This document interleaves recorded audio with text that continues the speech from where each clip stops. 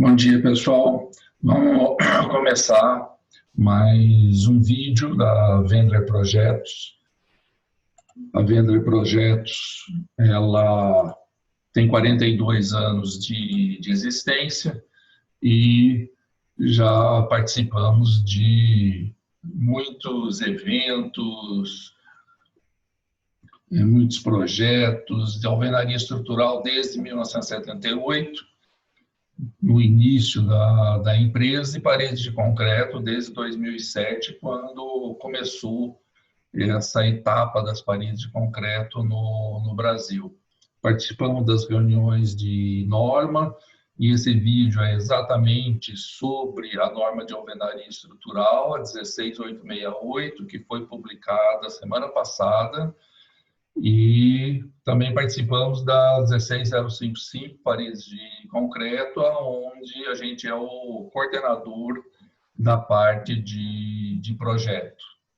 Temos o Instagram, @venderprojetos, e esse vídeo vai estar no YouTube.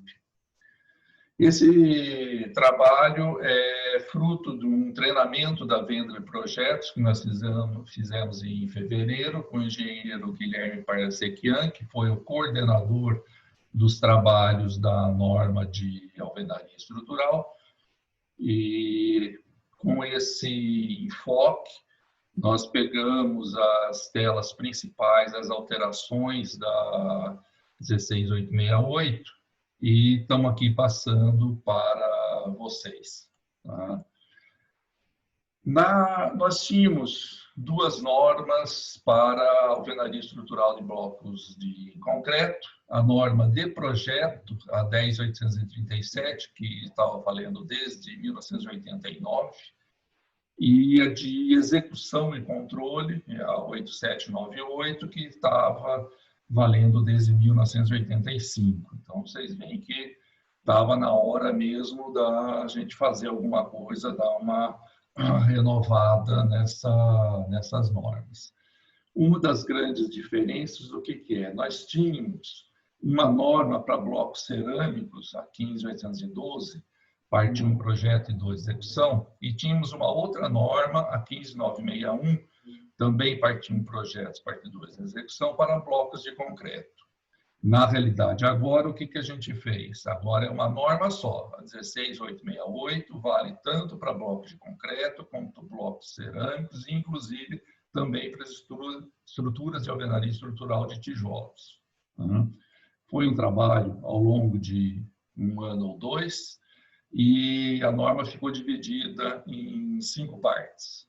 A parte 1 é projeto, que nós vamos comentar exatamente nesse vídeo.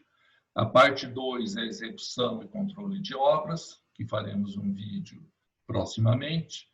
A parte 3, métodos de ensaio, que eram normas separadas e agora virou a parte 3 da norma. A parte 4 é estrutura em situações de incêndio, que nós já fizemos aí umas 2 ou 3 reuniões. E a parte 5, projeto para ações sísmicas, que ainda vai começar no futuro. Vamos falar então para vocês da parte 1, que é de projeto. Uma das primeiras coisas que foram colocadas, que não existia em outras normas, é seguir a tendência que as normas de outros sistemas também já têm. Tanto na 6118 já existia a avaliação técnica de projeto, e na 16055 de paredes de concreto, que está em revisão, já está escrito também essa parte. O que a gente entende por essa avaliação técnica de projetos? É um segundo projetista que vai analisar o projeto estrutural para verificar se ele está de acordo com as normas técnicas vigentes. A gente pressupõe que esse trabalho seja feito todo em partes, começando com a verificação das premissas. Então, antes de começar tudo, o projetista e o verificador tem que entrar em acordo de que premissas eles vão utilizar. Depois, analisar as considerações de cálculo com seus resultados e, no final, analisar os desenhos com os detalhes construtivos, né? A gente colocou também uma frase bastante importante, que o verificador ele tem que ter experiência em estruturas de alvenaria do mesmo porte da estrutura que ele está verificando, né? Parece óbvio, né? Mas é importante que a gente deixar isso bem claro. A responsabilidade para a contratação do verificador, tá, é da construtora ou proprietário da obra, o seu responsável técnico, né? E essa avaliação do projeto é muito importante que ela seja feita já simultaneamente com a fase de projeto, né? É muito complicado se a gente deixa para contratar o verificador e fazer esse trabalho depois de um projeto pronto.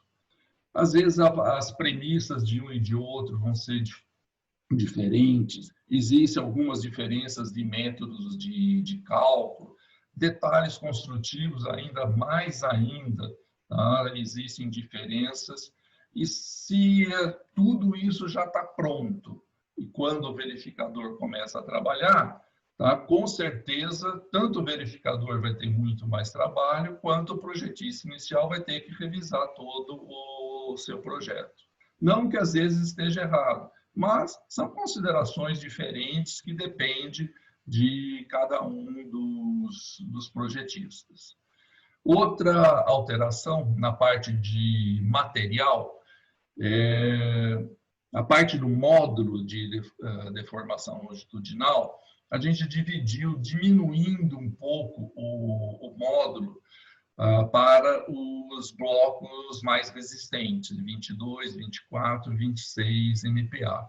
E não temos mais um limite superior para esse módulo. Esse limite era tradicional, numa época em que não se utilizava esses blocos de resistência maior, e então ele ficou agora obsoleto, né? A gente pressupõe que exista uma certa relação, né, entre bloco, prisma e prisma cheio. Lá no anexo F, nós vamos ter essa tabela, e isso é um auxílio, né? Não é obrigatório a utilizar esses índices exatos. Nós lá no escritório, inclusive, temos 2, 3 clientes que já têm uma quantidade muito grande de ensaios, que tem uma tabela própria, baseada nos ensaios tradicionais que eles têm por muitos anos, um pouco diferente desses números que a gente apresenta aqui. Números para os blocos de concreto, blocos cerâmicos com furo na lateral e os blocos cerâmicos de parede cheia, tá? Vocês observam que, por exemplo, para bloco de concreto, nós temos uma relação prisma pelo bloco desde 0,8, tá? Para os blocos de 3, 4 MPa, até 0,55, 0,50 para os blocos de 22, 24 MPa, blocos de muito alta resistência, tá? A relação do prisma cheio para o prisma oco também é colocada aqui com um certo fator de eficiência. Não é sempre que esse valor dobra, que seria a relação de áreas, tá? Ele dobra para os blocos de baixa resistência, 3 e 4 MPa, e vai diminuindo a eficiência até a gente chegar no 1,6, que seria um acréscimo de 60% em relação ao prisma oco. No detalhe de dimensionamento, tá? Como nós sempre temos uma variação da tensão de compressão ao longo da parede, o ponto máximo da compressão da flexão teve uma alteração, tá, que era 1,5 de qualquer situação, e agora ficou 1,5 para trecho não grauteado e 2 para trechos grauteados. Depois vocês vão ver na fórmula como que isso aparece. A parte de cisalhamento não mudou, a não ser uma observação que não tem mais restrição para as argamassas com aditivo. Isso era uma frase que tinha na norma anterior e hoje a gente não vê mais necessidade disso. A parte de esbeltez, os índices básicos continuam os mesmos, só que a gente introduziu, que está lá no anexo C, o caso de paredes muito esbeltas. Por exemplo, paredes altas de galpão industrial, a parede da caixa d'água superior, que às vezes tem 4, 5 metros de altura. Então, hoje nós temos um método de cálculo específico para essas paredes muito esbeltas, né? E a gente admite, para o cálculo com alvenaria armada de casas térreas, mesmo com índice de esbeltez maior de 30, desde que a gente utilize o coeficiente de segurança de material γm igual a 3, e não 2, como a gente costuma fazer, né? Nessa parte da esbeltez, a 6118 adota 4 tipos de possibilidades de travamento da estrutura, e essas mesmas configurações foram repetidas na norma de parede de concreto. Para a norma de alvenaria, nós tentamos colocar alguma coisa mais com uma fórmula e não tendo que escolher entre 4 desenhos. Por quê? Porque isso fica mais fácil de programar, seja um Excel, seja um software de verificação, né? Então, a gente adotou isso, que existem normas estrangeiras, né? Um coeficiente na parte vertical, né, no sentido vertical, que é igual a 1 se as duas extremidades forem travadas, ou 2,5 se houver travamento só em uma das extremidades. E a mesma coisa na parte horizontal, alfa-H, é 1 se tiver as duas extremidades esquerda e direita travadas, e 2,5 se houver travamento somente em um dos lados, tá? As paredes de travamento, quando a gente diz que essa parede está travada, essa parede tem que ter um comprimento mínimo de 1/5 da altura da parede, tá? E ter a mesma espessura da parede. Então, a gente tem que ter certeza, para utilizar essa parede como travamento, que os deslocamentos horizontais, sendo superior e inferior, eles sejam realmente restringidos. O que a gente quer dizer com isso? Quando eu tenho essa primeira situação, uma parede com certo comprimento, maior do que 1/5 da altura da parede transversal, a gente vê bem que tanto a parte superior quanto a parte inferior estão travadas. Mas o que acontece nesse caso, que a gente tem uma porta muito próxima da extremidade? Eu tenho uma parede travando, mas é só um pedacinho de parede. Será que isso realmente trava o pé da parede? Provavelmente não. Então, aqui a gente tem que considerar que esse lado, tá, deste painel aqui, tá, ele vai ser não travado. Na fórmula de dimensionamento, nós vamos ter a situação tradicional, uma carga vertical linearmente distribuída na parede e um momento fletor devido às cargas horizontais, vento e desaprumo, que pode ser um pouco menor ou pode ser um pouco maior.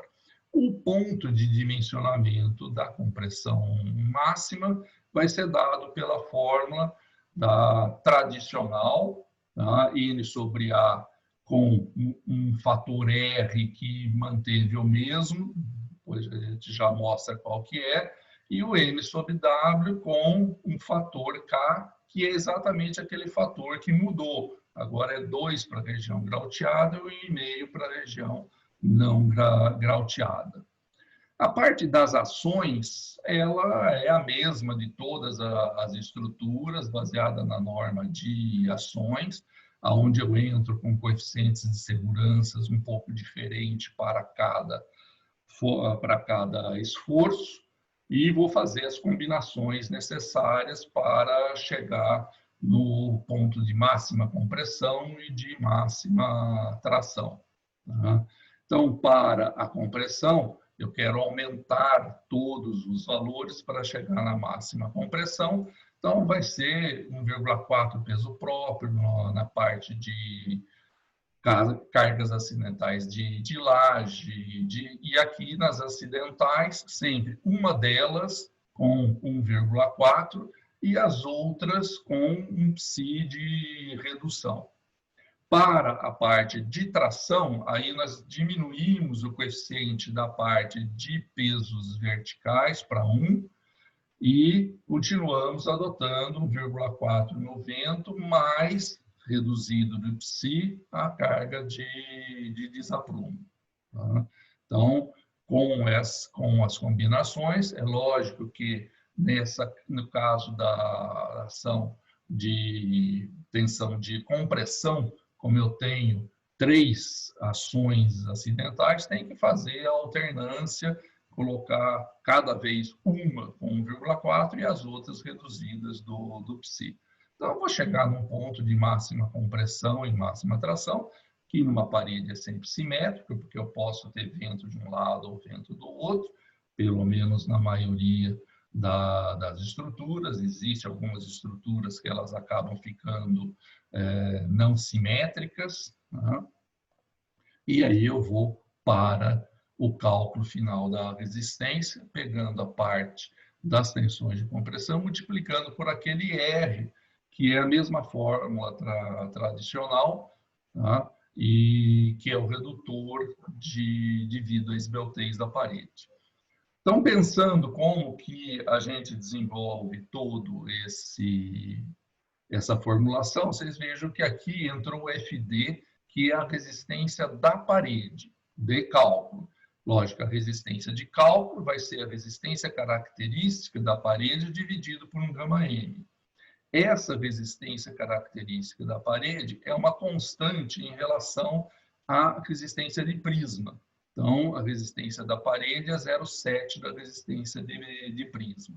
E a resistência de prisma, como nós já vimos naquela tabela, é multiplicado a resistência do bloco por um fator de eficiência. Existe uma outra consideração importante, que se a gente estiver utilizando os cordões de argamassa apenas nas paredes longitudinais, a norma impõe um outro redutor de 0,8, tá? Entre a resistência do bloco e a resistência do prisma. Vamos fazer aqui um exemplo partindo de um bloco de 10 MPa.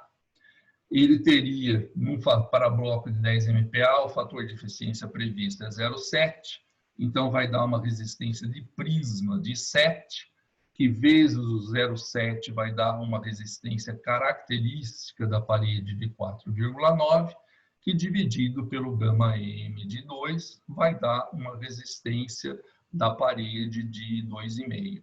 E se for uma parede assentada apenas com cordões longitudinais, tem mais o 0,8, então a resistência característica da parede chegaria no número 2. Tá? Então, vocês veem que se a gente imaginar que o número que você utiliza primeiro na sua obra, tá, é o FBK, é o bloco que você vai comprar, tá? Então, do bloco de 10, nós temos uma resistência real na parede de 2,5, coeficiente de segurança total, tá? Imaginando que isso possa ser um coeficiente de segurança global, como nós tínhamos nas normas de tensões admissíveis, da ordem de 4, e nesse caso, com um cordão longitudinal da ordem de 5. Tá? Outra coisa bastante importante que apareceu agora nessa norma é que na resistência à compressão, além da resistência da parede, né, que depende da compressão, nós podemos considerar agora a armadura que eu tenho nessa região. Tá? Então, aqui é a influência da armadura na resistência de compressão. É lógico que fazendo uma resistência do aço compatível com a deformação da alvenaria nesse ponto. Tá? Quanto à parte de tração, nos casos em que o momento devido ao vento é maior do que aquela carga horizontal, vertical linear, tá? Vai aparecer aqui um bloco de trações aonde eu tenho que calcular qual é a tração total que existe nesse ponto para definir qual é a minha armadura que eu tenho que colocar. Uma coisa muito importante, talvez a maior modificação que vai ter nos resultados finais do nosso projeto, é que a tensão desse aço FYD agora é a mesma tensão que a gente usa no concreto armado na 6118, tá? Que vai ser o FYK 500 dividido por 1,15. Na norma anterior, esse número era limitado em 250, ou seja, mais ou menos é como se a gente, ao calcular as trações, a gente vai obter aproximadamente metade da seção de aço que a gente tinha pela norma antiga. Tá? Outra opção é fazer o cálculo de flexocompressão. Tá? Adotar a seção, verificar qual é a ferragem, estabelecer uma profundidade da linha neutra, tá? Qual que é o bloco de compressão, os braços de alavanca e fazer o equilíbrio da seção, que vai dar aí uma série de fórmulas, né, numa equação de segundo grau, para a determinação do cálculo da armadura. Como eu tenho essa minha tensão ao longo da parede, ela é variável, a norma permite que eu faça a variação no comprimento de cada faixa da parede. E cada faixa deve ser igual a 5 vezes a espessura da parede, limitado a 1 metro. Tá? Então, 5 vezes a espessura tradicional das alvenarias, que é 14 centímetros, vai dar uma faixa de 70 centímetros, onde eu vou avaliar ao longo da parede, tá, essa tensão que a gente tem. Tá? Na parte de armadura mínima, o que nós temos? Tá? Uma parede de alvenaria armada, a armadura mínima tem que ser 0,10% da área da seção transversal, apenas da área da alma. Se essa parede tiver na parte da extremidade a colaboração da parede transversal, não entra em conta nessa armadura mínima. E existe uma diferença em relação à norma, que é exatamente a gente poder não ter essa armadura mínima, desde que o momento resistente de cálculo seja maior ou igual a 1,4 vezes do momento solicitante de cálculo. Então, num primeiro momento, a gente pode ter a impressão, poxa, mas eu não vou calcular, tá, a minha tensão máxima com 40% a mais só para não pôr a armadura mínima. Realmente, a gente não vai fazer isso. Tá? A gente vai fazer o dimensionamento certinho no limite para a parede mais carregada. Só que a gente sabe que, tá, ao adotar tá, uma parede mais carregada, eu vou ter várias outras paredes que não estão com o mesmo carregamento. Então, para essas outras paredes, pode ser que entre nesse critério e não seja preciso colocar a armadura mínima.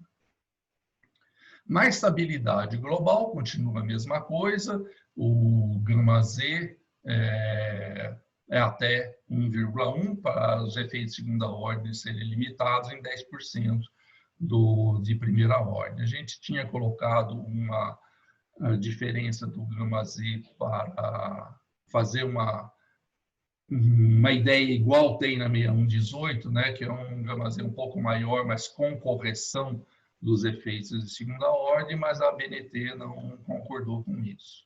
Na parte da deformação, também continua a mesma coisa, H sobre 1.700 da altura total, tá? E H sobre 850 da altura entre pavimentos. E para o cálculo dessas esbeltez, a gente imagina as seções com a redução da não linearidade física, adotando para as paredes 0,8 do módulo secante. Depois nós vamos ter o anexo A, tá? Que é dano acidental e colapso progressivo, que virou agora normativo, e vocês têm uma série de detalhes, tá? Que podem ser utilizados para evitar um acidente desse tipo, e estão lá nesse livro do Parâmetros de Projeto de Alvenaria Estrutural com Bloco de Concreto, que a gente reuniu vários calculistas do Brasil inteiro, respondemos um questionário e fizemos algumas reuniões para uniformizar os critérios que cada um utiliza. Então, é uma boa referência do que a gente precisa fazer nesse caso. Temos também um anexo B, da alvenaria protendida, o anexo C, que fala exatamente daquelas paredes com um esbeltez muito grande, tá? E o anexo D, que é quando você quer limitar a deformação de uma estrutura de concreto armado convencional, com pilares e vigas, com alvenaria no meio do pórtico. Então, seria a nossa alvenaria participante da estrutura total, travando uma parte dos movimentos horizontais. Tá? O anexo E, tá? Que é também informativo, fala sobre o painel sobre ação lateral, por exemplo, o vento numa estrutura de galpão, tá? não travado. E o anexo F é aquela tabela que dá os fatores de eficiência mais reais possível, tá? Dentro dos blocos que a gente utiliza. Só faço uma observação aqui, que nos casos dos blocos de 20, 22 e 24 MPa, a norma saiu com os valores um pouco diferentes, que são os valores que estão na tabela que a gente mostrou anteriormente aqui no vídeo. Tá? Gente, basicamente é isso que a gente tem na nova norma. Existe muita coisa a mais, mas essencialmente os pontos principais de cálculo de resultados, tá? São esses que a gente mostrou para vocês. Tá?